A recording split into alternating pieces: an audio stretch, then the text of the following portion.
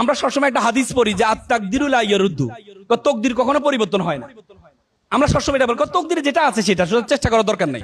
অর্থাৎ আল্লাহ রাসূল বলছেন মান জাদ্দা ওয়াজাদা, মানুষ ততটুকুই পায় যতটুকু সে চেষ্টা করে। এবং আল্লাহ তাআলা কোরআনে বলছেন ওয়াল্লাইসা লিল ইনসানু ইল্লা মা সা, মানুষ ততটুকুই পাবে যতটুকু সে চাইবে, চেষ্টা করবে।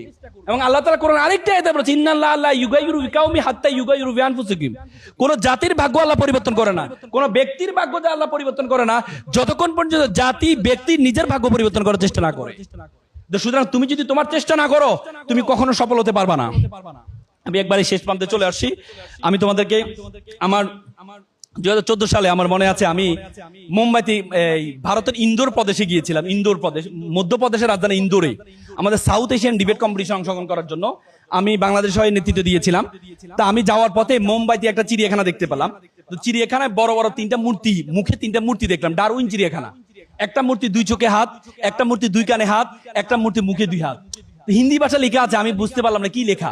তা আমি জিজ্ঞেস করলাম, তারা আমাকে বললো চোখে 2 হাত মানে আমি খারাপ কিছু দেখবো না, কানে 2 হাত মানে আমি খারাপ কিছু শুনবো না, মুখে 2 হাত মানে আমি খারাপ কিছু বলবো না। আমার খুব দাগ কেটেছে। আসলে তো সত্য, তুমি যদি খারাপ কিছু না দেখো তুমি কখনো খারাপ কিছু বলবাও না, আর তুমি যদি খারাপ কিছু না বলো তুমি কখনো খারাপ কিছু শুনবাও না। সেখানে একটা বানর ধরার প্রক্রিয়া দেখছে, একটা খাঁচার মধ্যে কিছু বাদাম রাখা হয়েছে, একটা কলা রাখা হয়েছে। বানর আবার কলা এবং বাদাম পছন্দ করে। সে কলাটা নেওয়ার জন্য যখন হাতটা ভিতরে নেয় তখন সে হাতটা বের করতে পারে না। কেন বের করতে পারে না? কারণ কলা সহ হাতটা বের হওয়ার অবস্থা নেই। পরবর্তী সে ধরা খেয়ে যায়। সে চাইলে এখান থেকে মুক্ত হইতে পারে, কিভাবে বলতো? কলাটা ছেড়ে দিলে। কিন্তু সে কলা লালসা ছাড়তে পারে না, পরবর্তী সে ধরা খেয়ে যায়। তোমাদের লাইফে এরকম অনেক বাদাম আছে। আড্ডা is a one kinds of বাদাম, gaming is a one kinds of বাদাম, Facebook is a one kinds of বাদাম, serial is a one kinds of বাদাম। বাদামের লালসা যদি তুমি সার্টেন টাইম না ছাড়তে পারো তাহলে তুমি বানরের মতো খাঁচার মধ্যে বন্দী হয়ে যাবা।